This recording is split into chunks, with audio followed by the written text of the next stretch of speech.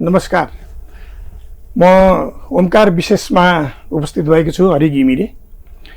र आज देशको समसामयिक राजनीतिक विषयवस्तुलाई लिएर अझ विशेष गरी सत्तारूढ दल नेपाल कम्युनिस्ट पार्टी भित्रको जुन एउटा द्वन्द्व देखिएको छ, यसले समग्र देशको राजनीतिलाई नै एउटा प्रभाव पारेको देखिन्छ। र आज मैले यिनै विषयवस्तुलाई समेटेर नेपाल कम्युनिस्ट पार्टीका स्थायी समिति सदस्य, स्थायी कमिटीका सदस्य लीलामणि पोखरेललाई मैले यहाँ निम्ताएको छु। म उहाँलाई स्वागत गर्छु। नमस्कार। नमस्कार। के छ अहिले यो देशको राजनीति?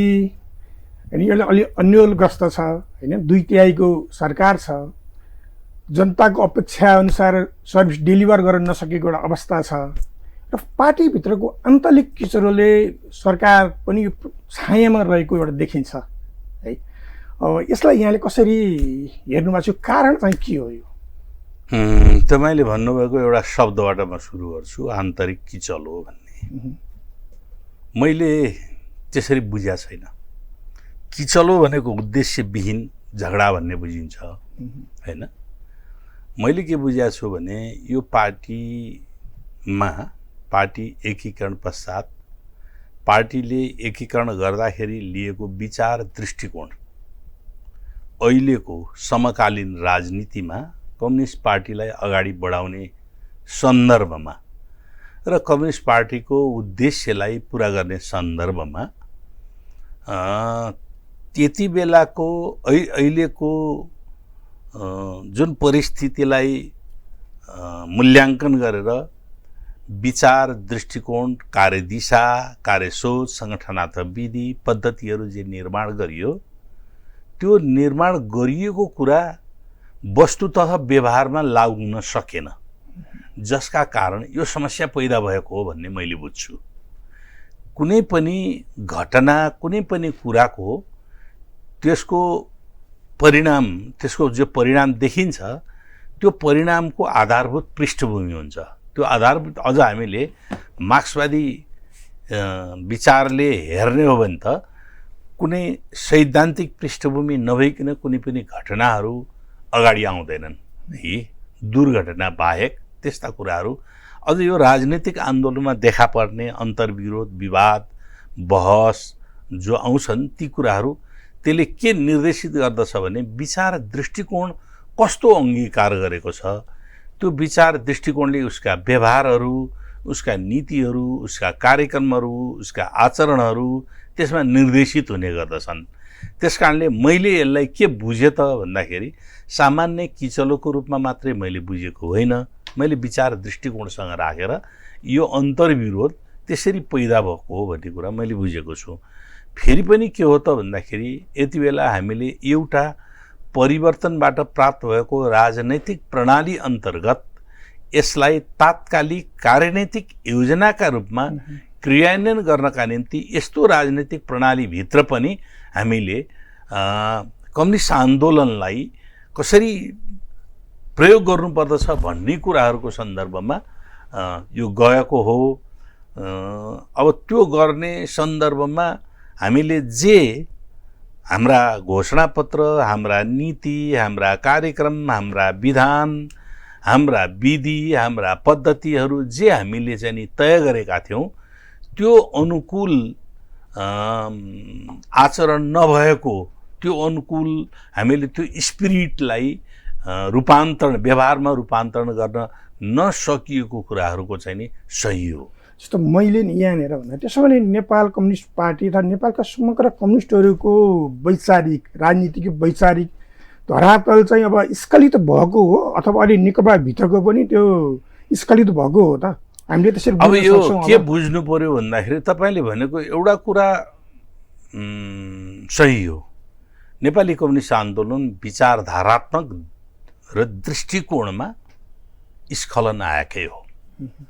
अब 2-3टा आयामहरू देखिन्छन् के कम्युनिस्ट आन्दोलन, नेपाली कम्युनिस्ट आन्दोलनबाट।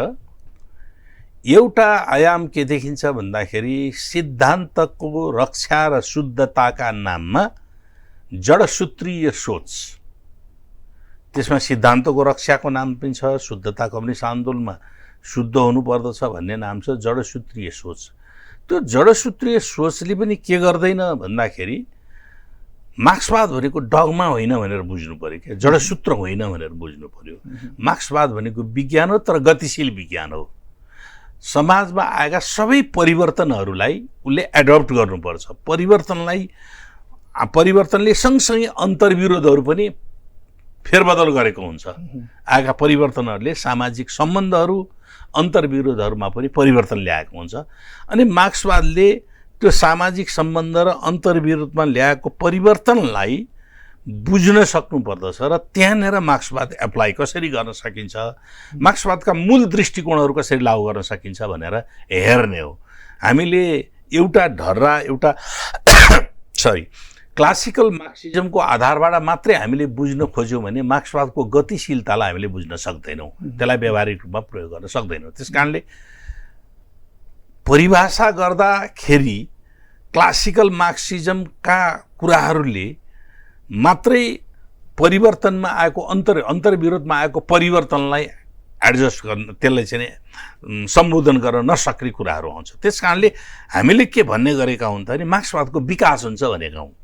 फन्डामेन्टल थ्योरी चाहिँ कायम रहन्छ, त्यसको एप्लाई गर्ने विधिहरू, त्यसका लागू गर्ने विधिहरू भने परिवर्तन भइरहन्छ, त्यो परिवर्तन हुन्छ। किनभने त्यसैले के भनिन्छ भने revolution can not be repeated, अथवा संसारमा क्रान्ति एउटा देशमा जसरी क्रान्ति हुन्छ त्यही अनुकूलको क्रान्ति अर्को देशमा नहुने सक्छ। मार्क्सवादलाई हामीले विज्ञान भन्नुको एउटा तात्विक अर्थ पनि त्यही नै रहन्छ। एकदमै हो। विज्ञान भन्नुको त त्यसको फन्डामेन्टल थ्योरी छ। जुन कुरा जस्तो म्याथमेटिक्समा के हुन्छ त भन्दाखेरि a + b whole square, a² + 2ab + b² भन्ने यो फर्मुला छ नि त। अनि त्यस्तै अर्थमेटिकमा 1 + 1 = 2 भनिन्छ नि। तर यो राजनीतिक शास्त्रमा अलि त्यसको अलिकति फरक हुन्छ फेरि। जस्तो राजनीतिक शास्त्रमा सङ्गठन, विधि, पद्धति अथवा एकीकरण, विभाजन आदि कुराहरूमा आउँदाखेरि त्यहाँ फेरि अलिकति फरक हुन्छ। गणित त्यो अर्थमेटिकल कुराहरू लागू हुँदैन क्या। त्यहाँ 2 + 2 4 अर्थमेटिकली हुन्छ। तर राजनीतिमा के हुन्छ भने 2 + 2 5 हुन जान्छ, 3 पनि हुन सक्छ, 3 पनि हुन्छ, घटाउँदाखेरि 3 पनि हुन्छ। मतलब यो भनेको के हो त भने यसको फन्डामेन्टल थ्योरीसँग चाहिँ जो सार्वभौम छ, जस्तो सार्वभौम पक्ष भने क्लास स्ट्रगल, वर्ग द्वन्द्व, रूपहरू फेरि नै सक्छन्। मैले यहाँनिर रोक्नु पर्यो है। जस्तो कम्युनिस्टहरू चाहिँ वर्गीयताको कुराहरू गर्थे, वर्ग सङ्घर्षको कुराहरू गर्थे, केन्द्रीयताको कुराहरू गर्थे। तर अब अहिले आएर जस्तो तात्कालीन नेपाल कम्युनिस्ट पार्टी माओवादी, जसले 10 वर्षसम्म जनयुद्ध गर्यो। मैले एउटा कुरा पुरा गर्दै थिएँ, मैले त्यो पुरा गर्न पाइनँ। मैले नेपालको फेनोमेनामा विभिन्न खालकाहरू छन्। एउटा मैले जडसूत्रीय सोच भने, अर्को एउटा चाहिँ प्राग्मेटिस्ट भने, नितान्त व्यवहारवादी। अहिले जे आयो त्यही हो मार्क्सवाद भन्ने। यो के हो त भन्दाखेरि यसले मार्क्सवादलाई ग्रहण गर्दैन। मार्क्सवादले त समाजभन्दा एक स्टेप अगाडि रहेर त्यसलाई, समाजलाई परिवर्तनको दिशामा नेतृत्व गर्ने हो है। तर प्राग्मेटिजमले, व्यवहारवादले के भन्छ भने जे आएको छ त्यसैमा सन्तुष्टि गर, त्यही नै मार्क्सवाद हो, त्यसैमा आफ्नो सिद्धान्तलाई फिट गर, परिस्थितिमा आएको परिवर्तनमा सिद्धान्त फिट गर। सिद्धान्तमा त्यो परिवर्तन आएको परिस्थिति ठिक छ कि छैन भने जाँच्ने होइन है। त्यस कारणले यो प्रवृत्ति, जसलाई हामी राइट डेभिएसन भनेर भन्छौँ। अर्को हो के अरे सृजनात्मक मार्क्सवाद, क्रिएटिभ मार्क्सिजम हो। जुन कुरो मैले के भने सृजनात्मक मार्क्सवाद भनेको मार्क्सवादका फन्डामेन्टल कुराहरूलाई जो युनिभर्सल जस्ता छन् क्या, युनिभर्सल क्लास स्ट्रगल युनिभर्सल छ।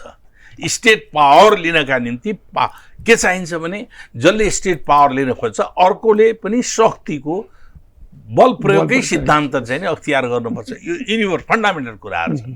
कति अरू फिलोसफिकल कुराहरू पनि छन् जुन कुराहरू यो अरूभन्दा पृथक र अरूभन्दा साइन्टिफिक ढङ्गले एप्लाई हुँदछन्। त्यस कारणले लागू गर्ने सन्दर्भमा के भने सृजनात्मक मार्क्सवादको परिस्थितिमा आएको परिवर्तन, अन्तर्विरोधमा आएको परिवर्तन, तिनीहरूलाई मार्क्सवादी विधि अनुसार हल गर्ने प्रयत्न गर्ने। त्योभन्दा बाहेक अर्को विधि छैन है भन्ने जुन छ त्यो मार्क्सवादी विधि प्रयोग गरेर त्यसलाई हल गर्न पर्ने र त्यसलाई एडप्ट गर्ने कुराहरू यो अहिलेको हाम्रो सिनारियो हो। अब तपाईँले के भन्नुहुन्छ त्यो गर्नु होइन, मैले भन्नु खोजेको चाहिँ के हो भने अब एउटा हामी वर्गीयताको पनि कुरा गर्छौँ होइन, वर्ग सङ्घर्षको कुराहरू गऱ्यौँ र हिजोको तात्कालीन नेकपा एमाले पनि एउटा वर्गीयताको कुरा गर्दा गर्दै बहुदलीय जनवादमा ऊ समाहित भयो होइन, बहुदलीय प्रतिस्पर्धामा ऊ समाहित भयो।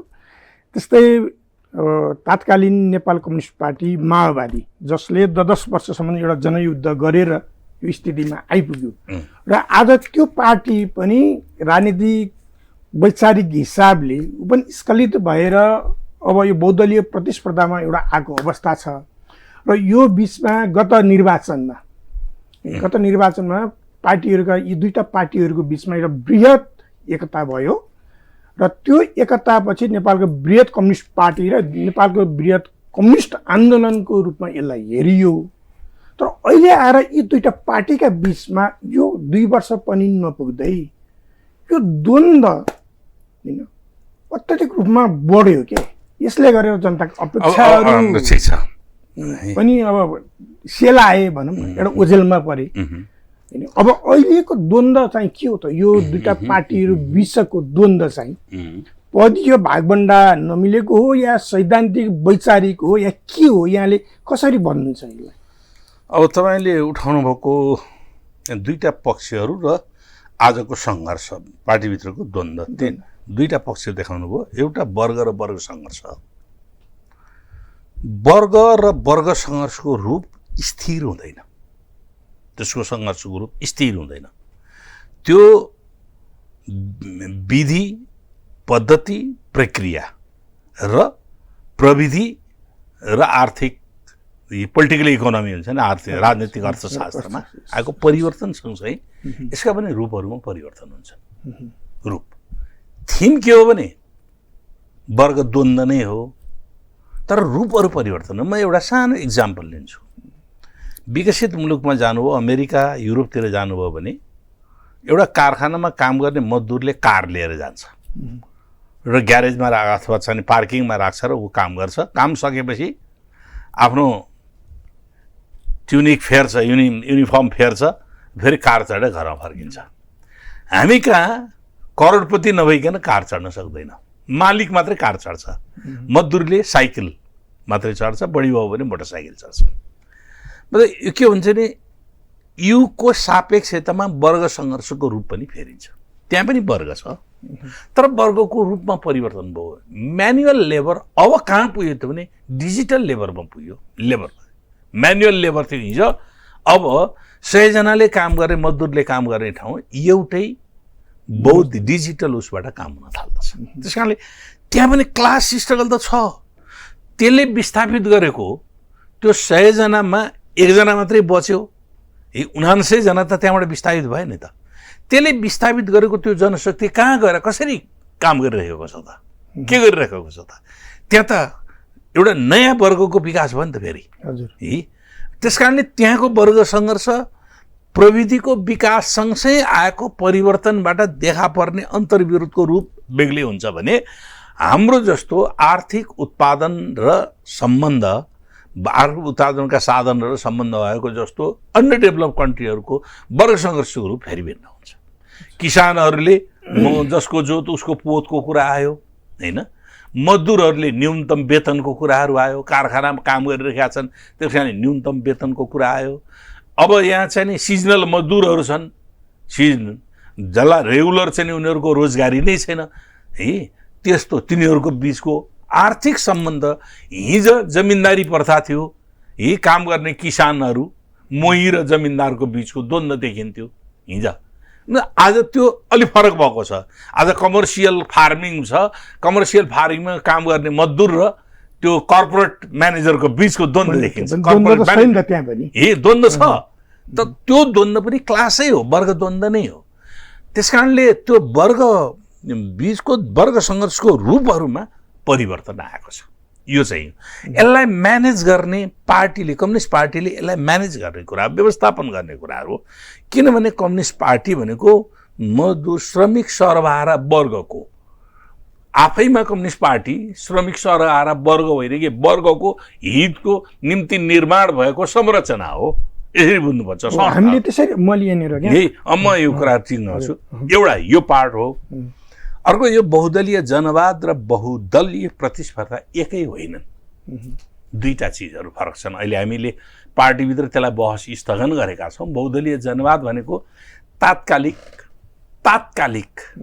युरोपमा कम्युनिजम फेलियर हुँदै गएर अथवा असफल हुँदै गएर समाजवादी सत्ताहरू ढल्दै गइसके पछाडि त्यसको प्रभाव संसारभरि पर्न थाल्यो र त्यसलाई समाजवादको औचित्यता अथवा कम्युनिजमको औचित्यतालाई अझै पनि रक्षा गर्नका निम्ति तात्कालिक रूपमा पुँजीवादी राजनैतिक सत्ताभित्र पनि हामीले निर्वाचनमा प्रतिस्पर्धा गरेर श्रेष्ठता कायम गरेर हामीले चाहिँ आफ्नो चाहिँ वर्चस्व कायम गरेर देखाउन सक्दछौँ भनेर ल्याएको तात्कालिक कार्यक्रम हो।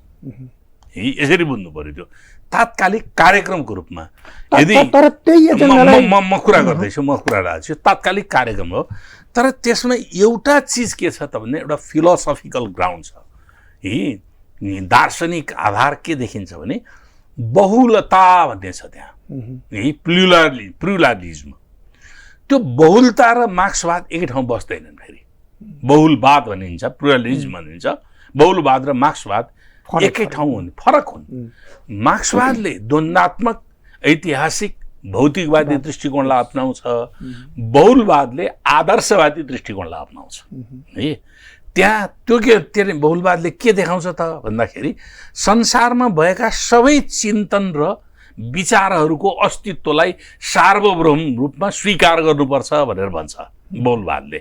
त्यो भनेको अर्थ के हो भने त्यसले क्लास सिस्टमलाई नेगेटिभ गर्छ है, वर्ग द्वन्द्वलाई निषेध गर्यो नि त। सबै अस्तित्वलाई स्वीकार गर्ने हो भने हामीले पनि राजतन्त्र फाल्नै परेन, किनभने राजतन्त्र भन्ने एउटा अस्तित्व हो है, पुँजीवाद अर्को अस्तित्व हो, साम्राज्यवाद अर्को अस्तित्व हो, दलाल पुँजी अर्को अस्तित्व हो। त्यस कारणले यसको सैद्धान्तिक पक्षको व्याख्या हामी फेरि गरौँला। त्यस कारणले बहुदलीय प्रतिस्पर्धा र बहुलवाद एउटै होइनन्, दुईटा फरक छ। जनताको बहुदलीय जनवादले फेरि त्यहाँनिर जनताको बहुदलीय जनवाद बारेमा हामी पछि बहस गरौँला। त्यसैले यसको फिलोसफिकल्ली टेकेको एउटा ठाउँ चाहिँ त्यो चाहिँ ऊ हो, तर त्यो कार्यक्रमको रूपमा आएको हो। हिजो कुनै चाहिँ रणनीतिक लक्ष्यभन्दा तात्कालिक कार्यक्रम, समाजवादमा आएको हस्तक्षेपलाई तात्कालिक स्थितिमा रोकेर रक्षा गर्नका निम्ति भनेर आएको कार्यक्रम हो। अब जनताको बहुदलीय जनवाद अब अहिले पार्टी, तपाईँले मैले सुरुमा पनि भने यो पार्टीको मेरो बुझाइमा यो पार्टीको चाहिँ नि पदको प्रतिस्पर्धा हो कि मात्रै हो कि भन्ने जुन बाहिर इमेज परेको छ नि, बाहिर आम जनताले त्यो बुझिन्छ। किनभने सञ्चार माध्यम र जससँग जसरी अन्तर्विरोध विकास भएको छ त्यसले त्यही सम्प्रेषण गरिदिएको छ कि यो त पदको निम्तिको झगडा हो, पदको निम्तिको द्वन्द्व हो। मैले अघि पनि भने कुनै पनि कुराहरूको त्यसको कार्यको पछाडि त्यसको सैद्धान्तिक पृष्ठभूमि हुन्छ। त्यो सैद्धान्तिक पृष्ठभूमि नभइकन त्यो व्यवहार हुँदैन। कोही मान्छे अराजक व्यक्तिवादी भयो, त्यसको दृष्टिकोण के हो त? त्यसलाई हामी दृष्टिकोण जानु पर्यो नि। किन त्यसमा त्यो अराजकतावादी सोच आयो त भन्दाखेरि उसले समाज विकासका नियमहरूलाई फलो गर्दैन। I am the great, I am the supreme भन्ने सोच बनाउँछ र ऊ व्यक्तिवादी भनिदिन्छ है। म नै यसको चाहिँ सर्वे सर्वा हुँ भनिन्छ। त्यो चिन्तनका दृष्टिकोणले त्यो के हो त भन्दाखेरि आदर्शवादी सामन्तवादी चिन्तन, आदर्शवादबाट प्रेरित छ, त्यसको थ्योरिटिकल ब्याकग्राउन्ड। अनि तर के हुन्छ नि उभित्र पैदा भएको सामन्तवादको चिन्तनले गाइड गरिरहेको हो, त्यसले गाइड गरिरहेको छ। त्यस्तै पुँजीवादी अभिव्यक्ति भयो भने त्यो चाहिँ नि अर्को त्यो कसरी व्यक्त हुन्छ त भन्दाखेरि यो तानाशाही, या त सैनिक तानाशाही हुन्छ या चाहिँ इलेक्टेड डिक्टेटरको रूपमा प्रस्तुत हुने हुन्छ। त्यो विभिन्न ढङ्गले प्रस्तुत हुन जान्छ। अब हामी कहाँ पनि देखा परेको अन्तर्विरोधको थ्योरिटिकल ग्राउन्ड मैले के भने चाहिँ अहिले पनि भने विचारधारात्मक दृष्टिकोण र विचारधारात्मक प्रश्न हो, बेसिकली फन्डामेन्टली। तर त्यो कुरा किन आउँदैन क्या? यो बाहिर किन आएको छ? खालि एउटा पदीय हिसाबले मात्रै त्यही हो। त्यसलाई मैले पार्टीभित्र एक व्यक्ति एक पद भन्ने जुन भनिएको छ होइन, अहिलेको वर्तमान प्रधानमन्त्रीले अब दुईटै पदमा अब आफूले समातेर बसिरहनु भएको कारणले पनि यो खालको एउटा विवाद उत्कर्षमा पुगेको देखिन्छ। मैले अब कसरी यसलाई हेरेको छु नि हैन हरिजी, मैले कसरी हेरेको छु भने नि, मैले कुनै व्यक्ति कहाँ बस्नुपर्छ, कहाँ बस्नु पर्दैन, कुनै व्यक्तिले राजीनामा दिनुपर्छ कि पर्दैन भन्ने कोणबाट मैले हेरेको छैन। मैले हेरेको छु के भन्दाखेरि हाम्रो पार्टीको विचार दृष्टिकोण के हो, अहिले हामीले एप्लाई गर्न खोजेको त्यो विचार दृष्टिकोण अनुसार त्यसले त्यो प्रतिनिधित्व गरेको छ कि छैन, हैन? गरेको छैन भने त्यो व्यक्ति अनफिट छ भने सोध्नु पर्दछ। तर पार्टीभित्र द्वन्द्वले मैले अलिकति ब्रेक गर्न चाहेँ होइन, जनतासँग प्रत्यक्ष सरकार रहने विषयवस्तु होइन। मैले तपाईँले भनेको कुरालाई मैले अझ क्लियर गर्न खोजेँ कि पहिले नै। त्यस कारणले बाहिर के परिदियो त भनौँ भन्दाखेरि त्यो अन्तर्विरोधलाई बाहिर प्रचारात्मक रूपले बा सरल ढङ्गले बुझ्ने सन्दर्भमा यो व्यक्तिको पदको निम्ति प्रतिस्पर्धा हो, द्वन्द्व हो भनेर बुझिदियो। त्यो सजिलो छ बुझ्नका निम्ति। तर यसको थ्योरिटिकल ग्राउन्ड के हो त, म इक्जाम्पल दिन्छु। हामीले के भन्यौँ भन्दाखेरि एउटा अहिलेको बजेटको एउटा इक्जाम्पल दिन्छु। अहिले हिजो मात्रै विद्युत प्राधिकरणले 35औं वार्षिक उत्सव मनाएछ। अहिले 11 अरब नाफा निकालेछ क्या। त्यसको नेट प्रफिट 5 अरब भएछ। हिजोको 42 अरबको चाहिँ नि घाटा पूर्ति गरेर सबै छिनोफानो गरेर पनि अहिले नेट नाफा 5 अरब निकालेछ। अब हामीसँग हिजो विद्युत के गर्थ्यौँ, बचाऊ भन्थ्यौँ। 4 वर्ष अगाडिसम्म विद्युत बेलुका पख धेरै नबाल्नुहोस्, हिटर नबाल्नुहोस्, फ्यान चलाउनुहोस् अथवा एसी नचलाउनुहोस् आदि इत्यादि भन्थ्यौँ नि, हामी भन्थ्यौँ नि, त्यही अपिल गर्थ्यौँ। अहिले के भन्छ प्राधिकरणले, विद्युत बाल्नुहोस् है, धेरै उपभोग गर्नुहोस् है, कति गर्न सक्नुहुन्छ गर्नुहोस् है भन्न भन्छ। त्यो किनभने त्यसको म्यानेजमेन्टको जुन मोडालिटी चेन्ज भयो नि, जसका कारणले गर्दाखेरि घाटामा परेको त्यत्रो चिजलाई पनि उ गर्यो। अहिले विद्युत बाल्नुहोस् भन्नका निम्ति उसले के मोडालिटी अगाडि अब के गर्ने, केमा बाल्ने त भन्दैन, के प्रयोग के गर्ने भन्दा कि इन्डस्ट्रियलाइजेसनमा जानु पर्यो। आजको भोलि त हुन्न त्यो त इन्डस्ट्रियलाइजेसन। अनि त्यसलाई पनि अब उसले विद्युत प्राधिकरणले त भनेको छ नि, अब खाना पकाउनु पनि त्यही भनेको इन्डक्सन। म ठ्याक्कै त्यही कुरामा आउँदैछु। अब यसपटक विद्युत प्राधिकरणले के भन्यो, विद्युत बाल भन्यो, प्रयोग गर, आफ्नै उत्पादन गरेको। त्यसले के रिप्लेसमेन्ट गरिदिन्छ भन्दाखेरि वार्षिक रूपमा हामीले एक थोप्लो पनि उत्पादन नगरेको तेल आयातमा कटौती गर्छ, जसले हाम्रो विदेशी मुद्रा सञ्चित बच्छ।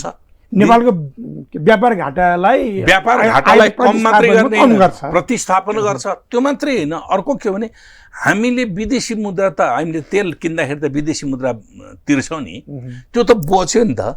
एकातिर व्यापार घाटा, व्यापार सन्तुलनमा केही कमी आयो, के अरे मिलान हुन सक्यो, अर्कोतिर विदेशी मुद्राको बचत सञ्चित बढ्न थाल्यो। यसका निम्ति विद्युत प्राधिकरणले के भन्यो त भने के गर्नु पर्दथ्यो भन्दाखेरि इमिडिएटली ल तेलवाला गाडी चाहिँ नि अहिले आयात नगरौँ, विद्युत कन्ज्युम्सन गर्नका निम्ति के गर्नु, इलेक्ट्रिसिटी भेहिकल्सहरूको प्रयोग गर्न थालौँ। तर हामी कहाँ अब भेहिकल्सहरूको प्रयोग गर्न थालौँ, अनि इन्डक्सनहरूको प्रयोग गरौँ है, खाना पकाउने है, अब के हो त्यो कुराहरूको विद्युत उपयोग गर्ने चाहिँ सामग्रीको प्रयोग गरौँ। त्यसले के गर्थ्यो भने इन्डक्सन इन्डस्ट्री इस्टाब्लिस गर्न मद्दत गर्थ्यो, एक हैन, इन्डक्सन इन्डस्ट्रीहरू इस्टाब्लिस गर्न एक। दोस्रो अर्को के भन्छ इन्डस्ट्री भेहिकल्सहरू। अब बजेटले के गरिदियो त भन्दाखेरि त्यो विद्युत प्राधिकरणले के अरे माग गरे अनुसारको चाहिँ उपयोग गर्नका निम्ति हिजोसम्म 10% भन्सार लागेको के अरे विद्युतीय चाहिँ भेहिकल्सहरूमा 80% भन्सार बढिदियो। हेर्नुहोस् है, 80% बन्यो, 70% भन्सार बढ्यो। सँगसँगै इन्डक्सन प्रोडक्सनहरूमा पनि भन्सार वृद्धि भयो। यसले के देखिथ्यो हो, मैले ठ्याक्कै उदाहरण दिन खोजेँ। यसले के देखायो भने हाम्रो नीति समाजवादमा जाने, समाजवाद उन्मुख भन्ने, तर राज्यले बजेट त्यसलाई उन्मुख गर्न, त्यसलाई सम्बोधन गर्ने त बजेट हो नि त। राज्यले के गर्थ्यो भने त्यो दिशामा जान नदिनका निम्ति दलाल पुँजीलाई आयात गर्नका निम्ति तेल आयात गर्ने भयो नि त। लगभग 2.5 खरब बराबरको 2.25 खरब बराबरको तेल आयात हुन्छ। तेल पनि आयात रेगुलरली हुने भयो, अनि तेल सँगसँगै तेलबाट चढ्ने गाडीहरूको पनि आयात हुने भयो, तेलमा पनि कमिसन हुने भयो, गाडी आयातमा पनि कमिसन हुने भयो, नेपालको विद्युत उपभोग नभएर खेर जाने भयो है।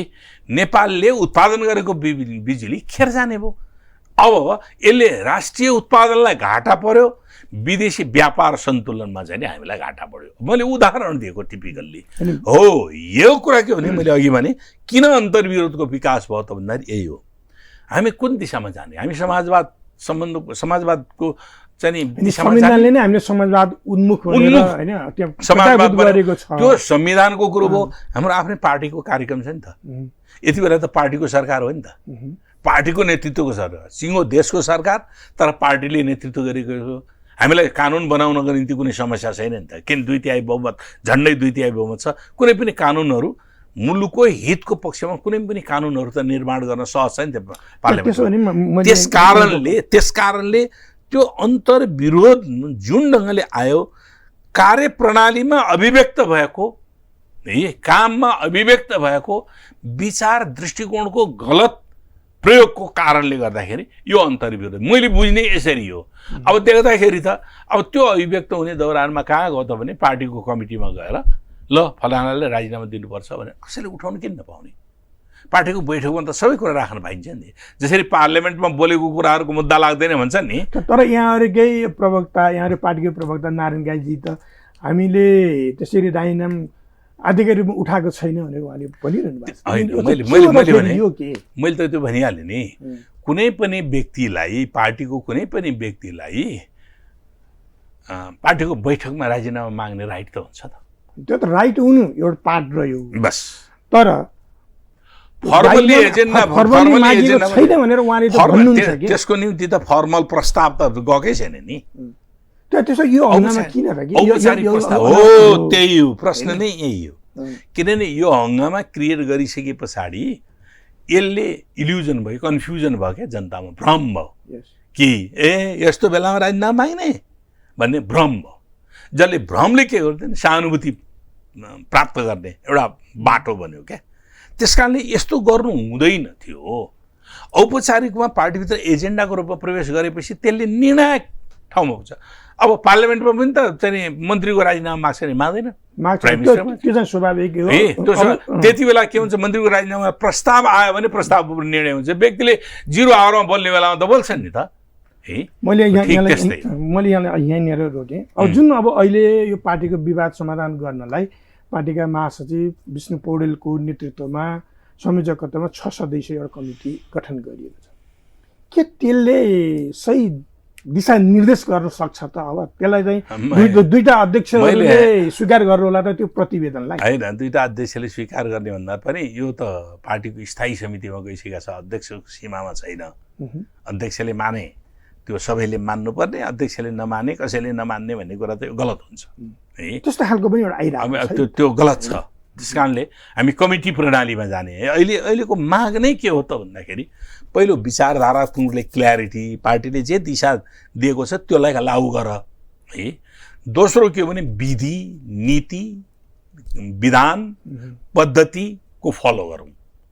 तेस्रोमा के हुन्छ नि, त्यो विधि, नीति, पद्धतिको फलो गर्नका निम्ति पार्टीका सबै तह र तबकाका नेता कार्यकर्तालाई उचित जिम्मेवारी दियो। उचित जिम्मेवारी दिनका निम्ति एक व्यक्ति एक प्रमुख पद भनेर विधानले व्यवस्था गरेको छ। त्यो लागू गर्ने भने हो क्या। त्यो लागू गरेपछि धेरै चिजहरू लागू हुन्छ। अब नेकपाभित्र सङ्गठन छ कि छैन त एउटा भनिदिन्छु, जनताले बुझ्ने गरेर एकदम सरल भाषामा म भन्दछु। अहिले हाम्रो एकीकरण पछाडि सङ्गठनको अस्तव्यस्तता, रुखहरू छन्, जङ्गल छैन, त्यसलाई अधिभूत ज्वरो पनि होइन। ज्वरोको त छ, ज्वरो किनभने जनताको बिचमा यत्रो पार्टीको चाहिँ यसलाई मलाई सैद्धान्तिकरण गरेको मैले। रुखहरू छन्, जङ्गल छैन भने जस्तो के। त्यसलाई रुख देखिने जङ्गल नदेख्ने हुन्न नि त। अझ मैले त्यसलाई अझ कसरी पनि भन्न खोजेको भने फाउन्डेसन भनेको त तलको कार्यकर्ता, तलको सङ्गठन। त्यही त मैले भनिसकेँ। तर अब यो पार्टी एकताको कुरामा यो त 2.5 वर्ष भइसक्दाखेरि पनि तल्लो निकायसम्म त यहाँहरूको पार्टीको एकता त भएको अनुभूत भएको छ। एकदम क्लियर हो। यति बेलाको एउटा समस्या मध्येको आज 27 महिना भयो। मैले कहाँनिर भन्न खोजेको हो भने नि एउटा रुख भयो होइन, तल जरा चाहिँ भएन, माथि मात्रै हरियो देखियो। तपाईँले यसलाई मैले अर्कै हो, सैद्धान्तिक रूपले मैले अर्कै भन्न खोजेको जसरी मान्छेले टाढाबाट हेर्दाखेरि रुखहरू देख्ने जङ्गल नदेख्ने भने यसलाई फिलोसफिकल टर्ममा भने मैले अहिले के हो त भन्दाखेरि पार्टी एकीकरण भएको आज 27 महिना भयो पार्टीको टप माथिदेखि तलसम्मका सबै संरचनाहरू बनेका छैनन् एकीकरण भएका छैनन् बाँकी छन् भन्दै भएको छैन त्यो होइन बाँकी थुप्रै छन् जुन कुरा 3 महिनाभित्र हामीले सक्ने भनेका थियौँ है यहाँहरु बीचको पार्टी एकता हुँदा त्यो कुरा 3 महिनाभित्रमा सक्ने मान्छे अझ 3 वर्ष हुँदा नसक्ने भयो 3 वर्ष हुनला 3 वर्षतिर लाग्यो अझ गत वर्षको केन्द्रीय समितिको बैठकले फेरि 15 दिनभित्र एकीकरणका कामहरू सबै सम्पन्न गर्ने भनेको थियो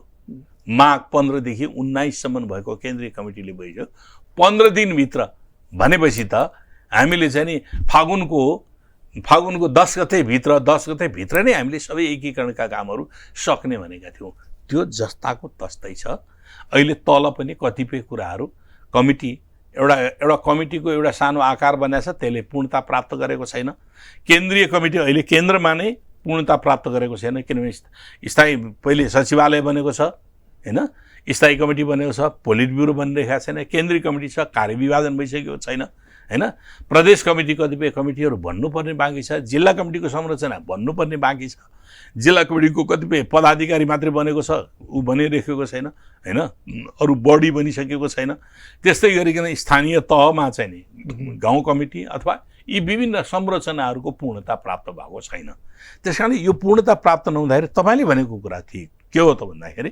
तलसम्मको जरा आधारहरू बनेको छैन त्यसो गर्दाखेरि त्यस्तो स्थिति भयो भने के हुन्छ भने कार्यकर्ताको पंक्तिमा भागदौड मचिन्छ केही छैन जिम्मेवारी छैन जहाँ गए पनि हुन्छ जे गरे पनि हुन्छ भन्ने खालको एउटा वातावरण हुन्छ जस्तो अब मैले चाहिँ यसलाई दुईटा ढङ्गले हेर्छु है यहाँसम्म दुई किसिमले कुरा गर्छु एकातिर झन्डै 2/3 कम्युनिस्टको सरकार छ कम्युनिस्टको सरकार आएपछि के नै हुन्छ एकदम राम्रो हुन्छ देशले आर्थिक गति लिन्छ र यहाँ अब चलायमान हुन्छ देश भनेको एउटा त्यो अवस्था थियो यता सरकारले त्यो सर्भिस डेलिभर गर्न नसकेको सरकार पनि अन्यलमा रहेको एउटा अवस्था सरकार फेलियर अर्कोतिर पार्टीले पनि एकतालाई पूर्णता दिन नसक्नु र कार्यकर्ता पनि छरपष्ट भएर बस्नु है यो दुईटै एकातिर पार्टी पनि असफल र अर्कोतिर सरकार पनि असफल यो त देखियो अब एउटा कुरा के गर्नु पर्यो भने नि यो सरकार पूर्णतः असफल भयो भने निष्कर्ष निकाल्नु भयो भने पनि त्यो पनि भेटिक हुन्छ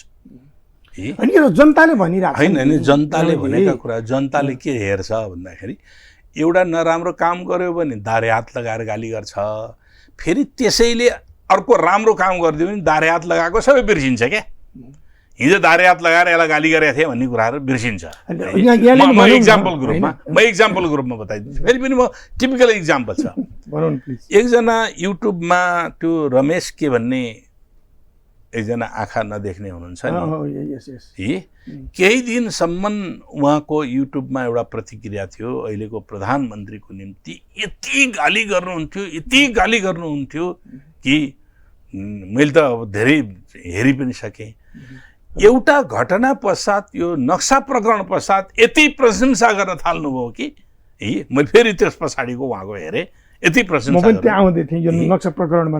होइन मैले उदाहरण मात्र दिएको त्यस कारणले नेपालीको एउटा बानी के छ त भन्दाखेरि नेपाली बडा उदारवादी छन् नेपालीहरू ईर्ष्या लिँदैनन् द्वेष पालेर बस्दैनन् है एउटा घटनाले उनीहरू निराश हुन्छन् अर्को घटनाले फेरि वात्तै उत्साहित भएका कुराहरू पनि छन् त्यस कारणले अहिले एकदमै कम्प्लिटली नेगेटिभ कुराहरू मात्रै गरिरहेको छ भन्ने निष्कर्ष निकालियो त्यो त गलत हुन जान्छ फेरि पनि जुन अपेक्षा गरेको थियो डेलिभरीको अपेक्षा गरेको थियो त्यो मैले अघि नै भने त्यो डेलिभरीको अपेक्षा पुरा हुन सकेको छैन त्यो सही हो डेलिभरीको जनताले जे अपेक्षा कम्युनिस्ट पार्टीबाट भ्रष्टाचार उन्मूलनको कुरा खोजेका थिए सुशासनको कुरा थिए रोजगारीका कुराहरू थिए राष्ट्रिय अर्थतन्त्रको विकासका कुरा थिए राष्ट्रिय सार्वभौमिकताको जगेर्नाको कुराहरू थिए किसानको समृद्धिको उत्थानको कुरा गरेका थिए मजदुरको उत्थानको कुरा गरिरहेका थिए हैन यी विभिन्न सबै अपेक्षा गरेका थिए नि त्यो अपेक्षा गरेको चिज आज चाहिँ नि भएन अहिले पनि हरेक चिजहरुमा सरकार चाहिँ एकदमै तदारुकता साथ लागोस् देखियोस् भन्ने कुराहरू गरिरहेका थिए अहिले थुप्रै प्रकारका टिप्पणीहरू भइरहेका छन् संचार माध्यमले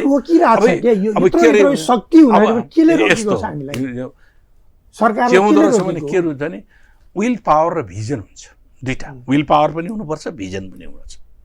विल पावर मात्रै भयो, भिजन भएन भने त्यसले अर्कै दिशातिर लैजान्छ। भिजन भयो, विल पावर भएन भने के हुन्छ त भन्दाखेरि यो कागजी कुरो मात्रै भन्छ। त्यस कारणले विल पावर, इच्छा शक्ति अलिकति के भिजनलेसै हो, है। मतलब भिजनको कमी नै हो। म फेरि अलिकति पुनर्विद्या जुन रमेशजीको कुरा होइन, नेपालको नक्सा अहिले लिपुलेक, कालापानी, लिम्पियाधुरा नेपालको नक्सामा हिजो थिएन। जस्तो यहाँले पढ्दा थिएन थाहा भएन, तर हामी जस्तो मान्छेले पढ्दाखेरि त्यो नक्सा थिएन, होइन। अब त्यो नक्सालाई बनाउँदैमा मात्रै नेपालको राष्ट्रियता बच्छ अथवा नेपालको राष्ट्रियता आउँछ अथवा के हो त? अब यसले त इन्डियासँग नि एउटा कन्फ्लिक्ट सृजना गर्यो नि। हाम्रो कूटनीतिक अब सुन्नुहोस्, अब म तपाईँको यो प्रश्नलाई नै म के भन्छु भने यो प्रश्न बेठिक छ भन्छु। तपाईँले मलाई उजागर गर्नका निम्ति कुरा गर्नुभयो, म बुझ्छु, तर यो प्रश्न बेठिक छ। किन बेठिक छ त भन्दाखेरि संसारभरि यस्ता मुलुकहरू छन् जसले आफ्नो सबरेन्टीको क्लेम गरेको छ तर आफूले सबरेन्टी उपभोग गर्न नपाएका पनि छन्। डिस्प्युटेड एरिया हाम्रो डिस्प्युटेड होइन, हाम्रो त अतिक्रमित हो। विवादित भनेको दुईटाको सीमारेखा नछुट्टिएको ठाउँलाई विवादित भनिन्छ। हाम्रो त के हो भने अतिक्रमित हो। हिजोको राज्य सत्ताले त्यो अतिक्रमित भूभागलाई मेरो सार्वभौमिकता भित्रको हो भनेर नक्सामा हाल्ने काम गरेन। किनभने हामीले हिजो नक्सा कसको बाट बनाएको थियो भने त त्यही इन्डियाबाट बनाएका नक्साहरू हाम्रो के अरे राज्यले प्रयोग गरेको थियो। इन्डियाको सर्वे अफ इन्डियाले बनाइदिएका नक्साहरू त्यसलाई चाहिँ नि के गरेको थियो, राज्यले प्रयोग गर्ने गरेको थियो। अब त्यति बेला त्यो कुराहरू 2018 सालसम्म त नेपालको जनगणना भएको छ त। त्यही गएर 18 सालमा जीवित व्यक्ति अहिले पनि छन् नि जनगणना गराउने मान्छे त अझै पनि छन्, हुनुहुन्छ है। उहाँ हुनुहुन्छ नि त अहिले भैरवनी साल। त्यस कारणले गर्दाखेरि त्यो नेपालको थियो 36 सालसम्म त तिरेको पनि तिरेका रसिदहरू पनि देखिएका छन्। अब त्यसलाई नक्साङ्कन गर्ने सन्दर्भमा हाम्रो ब्युरोक्रेसीको ल्याप्सेस भएको हो या राज्य सञ्चालनको निर्देशन इग्नोर भएको हो। किनभने हामीलाई सुगोली सन्धिभन्दा यता कुनै पनि प्रकारको त्यहाँको भूगोल यताउता पार्ने हाम्रो सन्धि नै भएको छ। अनि यहाँहरू चाहिँ राजनीतिमा यति वर्ष बिताइसक्नु भयो, के हेर्नुभयो क्या यत्रो समयसम्म? के हेर्नु यस्तो भयो, के हेर्नु भएको थियो भनेर मलाई कुरा गर्नुहुन्छ भने त म जुन बेला राजनीतिक नक्साका बारेमा जिम्मेवार व्यक्ति हुनुहुन्छ, एकछिन म बताउँदैछ तपाईँलाई। त्यो कुराहरू गर्नुहुन्छ भने म 27 वर्षदेखि कुटियाङ्दी भारतीय सेना कुटियाङ्दी पारिजा भनेर पार्लियामेन्टमा पहिलोपटक उठाउने मान्छे मैले हो। नेपालको कालापानी क्षेत्रमा भारतीय सेनाहरू बसेका छन् कि त्यति बेलासम्म त क्लोज नै भयो। हामीले नक्सा त थियो तर कुटियाङ्दी कति कहाँ हो के हो हामीलाई जानकारी थिएन। किनभने राज्यले हामीलाई पाठ्य सामग्रीमा राख्दिया भए पो थाहा पाउने कुराहरू हुन्थ्यो। राज्यले पाठ्य सामग्रीमै राखिदिएन त। राज्यको कमजोरी भयो त्यो। राज्यको कमजोरी निकममा छ कि अब राज्यको कमजोरी हो। जब हामी अलिकति बुझ्यौँ, अलिक ओपन सोसाइटी भयो, पञ्चायती व्यवस्थाको अन्त्य पछाडिको ओपन सोसाइटी भएपछि पार्लियामेन्टमा 2049 सालमा उठाएको मैले उठाएको छु कि भारतीय सेना चाहिँ त्यहाँनिर कालापानी क्षेत्रमा बसिरहेको छ। त्यो बेलादेखि हामी लगातार 27 वर्षदेखि त्यो चाहिँ चुच्चे परेको नक्सालाई बोकेर हामी हिँडिरहेका छौँ कि भारतीय सेना कुटियाङ्दी पारिजा, नेपाली सार्वभौमिकता, नेपाली लिम्पियाधुराबाट निस्केको नदी काली नदी हो। सुगोली सन्धिले 1816 को सुगोली सन्धिले काली पूर्वको भूभाग अथवा त्यसो पनि भन्दैन काली पारीको भूभाग नेपालका राजा र तिनका उत्तराधिकारीले दाबी गर्ने छैन भनेको छ। यसले गर्दा काली समेत नेपालको सार्वभौमिकता पर्न आउँछ, यही भनेर हिँडिरहेको छु। यो आन्दोलन हिँडिरहेको छु र पञ्चेश्वर योजनाको बारेमा सम्झौता हुँदाखेरि नेपालको त्यो काली नदीको मुहानको टुङ्गो नलागिकन यो चाहिँ सम्झौता हुँदैन भनेर यो एउटा सम्झौता राष्ट्रघाती हो भनौँ। आज 27 वर्ष पछाडि साबित भयो हामीले भनेको कुराहरू। अब हामीले के गर्यौँ त भने हामीले चाहिँ नि यो नक्सा प्रकाशित गरेर आफ्नो भूमि दाबी गर्न खोज्यौँ, आफ्नो क्लेम गर्यौँ। भारतसँग कुनै पनि प्रणाम छैन। उसले मात्रै एउटै के हो भने भोग चलन गरेको छ आज 50-55 वर्ष। यहाँले यसो भनिरहँदा नि 10 महिना अगाडि भारतले पनि आफ्नो नयाँ नक्सा निकाल्दा लिपुले त भारतले आफ्नो नक्सा पनि हालेको छैन त हैन। अब यो द्वन्द्वलाई अब हामीले कसरी समाधान गर्ने त के वास्तवमा यो नेपाल र भारत बिचमा जब यो नयाँ नक्सा नेपालले निकाल्यो त्यसपछि हाम्रा दुईटा बिचमा द्वन्द्व पनि देखिन्छ। ठिक छ, म यसको पनि समाधान हुन सक्छ। अब किन भन्दाखेरि पहिलो कुरो त नक्सा निकाल्नु औपचारिक रूपले नेपालको सार्वभौमिकताभित्र भएको भूभाग हो भनेर क्लेम गर्नु आफैमा राम्रो ठुलो उपलब्धि हो है। अब यो औपचारिक पोलिटिकली त हामीले पहिलेदेखि भन्दै आयौँ। राज्यको संयन्त्रले कार्तिक महिनामा राज्य व्यवस्था समितिले सरकारलाई निर्देशन दिएको थियो। के गर्दाखेरि भन्दाखेरि भारतले जो नक्सा प्रकाशित गर्यो नि, नक्सा प्रकाशित गरिसकेपछि जो बहस विवाद सुरु भयो त्यति बेला के गर्यो त भने त्यसले राज्य व्यवस्था समितिको बैठकले त्यो नक्सा नेपालको सार्वभौमिकताभित्रको हो त्यो भूभाग समेटेर लिम्पिया धुरा समेतको भूभाग समेटेर नेपालको नक्सा प्रकाशित गर भनेर आएको थियो, आदेश दियो। त्यसको 1-2 महिना पछाडि अर्को समितिले पनि आदेश दियो। जब बाटो बन्यो, बाटो बनिसकेपछि फेरि सिङ्गो देश एकताबद्ध भयो र नक्सा त्यसको क्लेम गर्नुपर्छ। अब हामीले हाम्रो भूभाग हो, अरू कसैको पनि होइन भनेर क्लेम गरेर नक्सा प्रकाशित गर्नुपर्छ भन्नुपर्ने हो। बल्ल राज्यले नक्सा प्रकाशित गर्यो, यी राम्रो कुरो हो। त्यसले हामीलाई हाम्रो हो भन्ने कुराको अन्तर्राष्ट्रियकरण भयो, अन्तर्राष्ट्रिय समुदायले पनि बुझ्यो। अब यसको निकासको बाटो अब के हो त भन्दाखेरि भारतले ठोस जवाफ दिन सकेन। यो हाम्रै हो भनेर मात्रै भन्यो, त्योभन्दा बाहेक अरू केही छैन। अर्को आरोप के भने कसैले उक्सायो भनेर सेनाको चाहिँ नि उसले चाहिँ उक्साएर गरेको भन्ने कुराहरू, यो कसैको उक्साहटमा बनेको होइन। मैले भने नि आजभन्दा 27 वर्षदेखि अगाडि त्यो नक्सा बोकेर हिँडेको छु मैले। मेची महाकाली अभियान चलाएको छु। थुप्रै अरू राजनीतिक अरू युवा साथीहरूले त्यही कालापानी क्षेत्रमा के अरे गएर चाहिँ भ्रमण गरेर लिपु भन्ज्याङमा गएर आफ्नो चाहिँ झन्डा गाडेर आएका छन्। त्यो त अभियान त छँदैछ नि। अभियानको मूर्तिकरण भएको छ यति बेला। अब यसको ठोस अन्तिम के हो त भन्दाखेरि भारतीय सेना फिर्ता गर भन्ने होइन, भारतीय सेना त्यहाँबाट फिर्ता हो।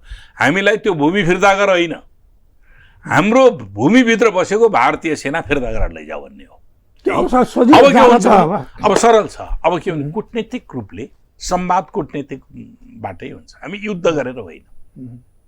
किनभने यो उसले के तर्स्यायो, नेपालको जनसङ्ख्याभन्दा धेरै नेपाल भारतीय सेना छन् भनेर तर्साइदियो। अब हामी युद्धबाट जित्छ भन्ने कुरा। हाम्रो 40-45 हजार सेना गोर्खाहरू छन् ती। भोलि त्यो गोर्खाहरू फर्काउने हामीले यो हाइपोथेटिकल कुरा गर्नुभन्दा पनि मैले के भन्छु भने यो ठोस रूपमा नै हाम्रा प्रमाणसहित 1, 2, 3, 4, 5, 6 जो प्रमाण छन् नि, त्यो प्रमाणसहित द्विपक्षीय वार्ता गर्नै पर्छ। वार्ता त गर्नुपर्छ, वार्ता गर्नुपर्छ। मैले चाहिँ भन्नु अब यो सहजै इन्डियाले छोड्छ जस्तो लाग्छ यहाँलाई। इन्डियाले नछोड्नु पर्ने तर्क के? नछोड्नु पर्ने सुन्नु न एकछिन मैले भने इन्डियाले नछोड्नु। चीन र इन्डियाको बीचको जो सीमा क्षेत्र छ नि, जहाँ अस्ति लडाइँ पनि भयो, त्यो सीमा क्षेत्रभित्र अहिले मोदीजी त फेरि यसको उसमा पनि भारतीय सेनाहरू मरे। कहाँ मरे त? नेपाली भूमिभित्र विदेशी सेनाहरू आएकै छैनन् भने कहाँ गएर मरे त भन्दाखेरि पारि अर्काको भूमिमा गएर मरे भनेर चाहिँ कङ्ग्रेस अहिले चाहिँ एट्याक गरिरहेको भनिरहेको छ नि। भारतीय भूमिभित्र आएका छैनन् भने त अर्काको भूमिमा किन गयो त? त्यस कारण अर्काको भूमिमा गएछ त मार्ने नै भयो नि भन्ने जस्तै अब हामीले पनि के हो त भन्दाखेरि भारतले छोड्छ कि छोड्दैन त? कि त उसले के गर्नु पर्यो भने प्रमाण देखाउनु पर्यो नछोड्नका निम्ति। अस्ति एक दिन एउटा कूटनीतिज्ञले भनेका छन् नेपालले प्रमाण दिन्छ भने भारतले नछोड्ने कुरै छैन भनेर चाहिँ एकजना पूर्व राजदूत त्यहाँको इन्टेलेक्चुअल सर्कलले पनि के भनिरहेको छ भने नेपालसँग सम्बन्ध बिगार्यो है, संवादद्वारा यसका द्विपक्षीय समाधान गर्नुपर्ने कुराहरू। हाम्रो इपिजीको चाहिँ रिपोर्ट आज 2.5 वर्ष 3 वर्ष हुन लागिसक्यो, तयार भएर बुझिरहेको छैन। त्यसले पनि केही सोल्युसनहरू दिएको छ, यो विषयमा नहोला अरू कुराहरू बारेमा सोल्युसन दिएको छ हैन। हामीले हेर्न त पाएको छैनौँ, त्यो पिपुलको प्रपर्टी हो, तर अहिलेसम्म हामीले पाएका छैनौँ। मैले त के भन्छु भने पिपुलको प्रपर्टी हो, पाउनु पर्दछ। द्विपक्षीय सम्बन्धका आधारलाई विकास गर्नका निम्ति भएको भए तापनि त्यो गोप्य हुनु हुँदैन भन्ने हो मेरो मागकै प्रश्न। भन्ने हो भने सूचनाको हकका आधारबाट राज्यको सम्पत्ति खर्च गरेर बनेका कुनै पनि चिजहरू राज्यका चाहिँ नागरिकहरूले त्यसको बारेमा जानकारी प्राप्त गर्नुपर्दछ।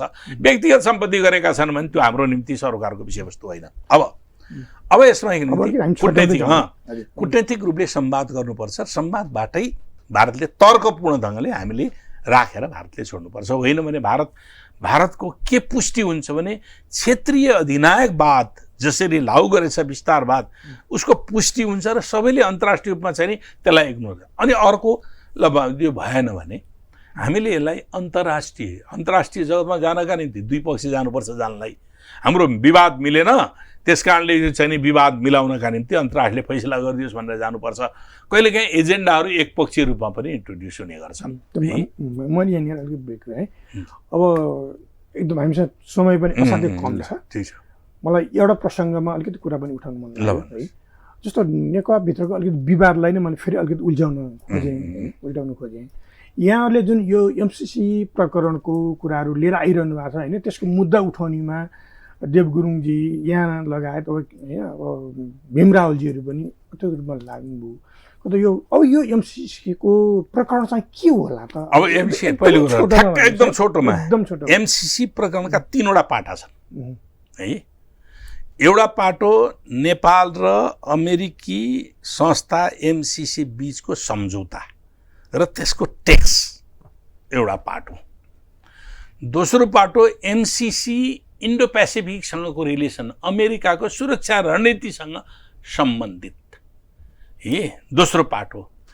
तेस्रो पाटो एमसिसी नेपालमा हामीले यो लागू गरेपछि हुन सक्ने दूरगामी दीर्घकालीन इम्प्याक्ट, त्यसका असरहरू के हुन्, हाम्रो अन्तर्राष्ट्रिय सम्बन्ध, हाम्रो परराष्ट्र नीति होइन, परराष्ट्र नीतिसँग अनुकूल छ कि छैन, हाम्रो कानुनसँग अनुकूल छ कि छैन, यसले के असर पार्दछ, छिमेकी मुलुकसँगको के असर पार्छ, अमेरिकाको सुरक्षा सम्बन्धसँग हामीले चाहिँ सरकार राख्नुपर्ने हो कि होइन, कि हामी त हाम्रो त छिमेकीसँग पनि बरु भारतको सुरक्षासँग सरकार राख्नुपर्छ। अमेरिका त 8,000 माइलभन्दा बढ्ता टाढा छ होइन।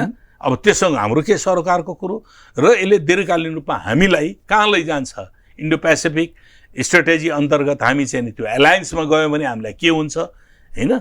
यहाँ के गर्न खोजिएको छ हामीले पहिलेदेखि पनि हामीले बुझिएको अमेरिका र ग्लोबल पोलिटिक्समा चीन र अमेरिकाको बिचको द्वन्द्व, त्यो द्वन्द्वको बिचमा चीन घेरा हाल्ने नीति अन्तर्गत अमेरिका लागिरहेका देखेका कुराहरू छन् होइन।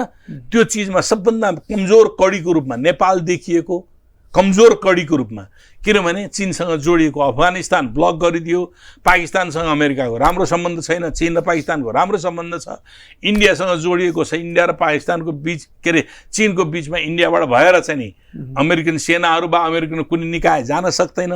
तपाईँको पूर्वतिर जानु भने बर्मा र जुन्तासँग र चीनको बिचको राम्रो सम्बन्ध छ, थाइल्यान्डमा गयो भने राम्रो सम्बन्ध छ, सरकारसँग राज्यसँग राम्रो सम्बन्ध छ, तपाईँको लाओससँग राम्रो सम्बन्ध छ, भियतनामसँग उसको राम्रो सम्बन्ध छ। अब हङकङ उसले आफ्नो अधीनमा लिइसकेको छ।